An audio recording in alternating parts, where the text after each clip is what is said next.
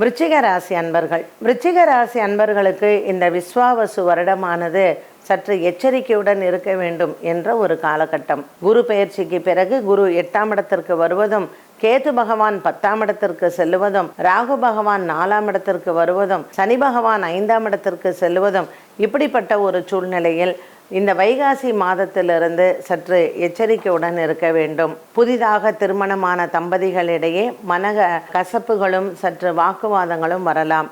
ஆகவே எந்த முடிவு எடுத்தாலும் நீங்கள் யோசித்து எடுப்பது நல்லது.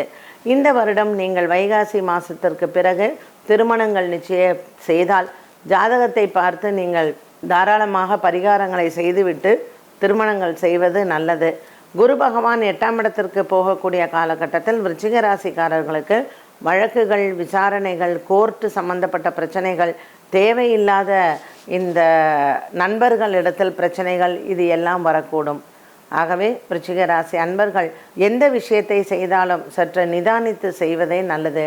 விருச்சிக ராசி அன்பர்கள் இந்த வருடத்தில் நீங்கள் மேற்கொள்ள வேண்டிய பரிகாரங்கள் என்று சொன்னால், சஷ்டியில் கந்த சஷ்டியில் 6 நாட்களும் சஷ்டி விரதம் இருப்பது, முருகன் ஆலய வழிபாடுகள் மற்றும் சுப்பிரமணிய புஜங்கத்தை நீங்கள் மனப்பாடம் செய்து சுப்பிரமணிய புஜங்கத்தை நீங்கள் உச்சரித்தால் எந்த விதமான கிரக தோஷங்களும் உங்களுக்கு பாதிப்புகளை கொடுக்காது.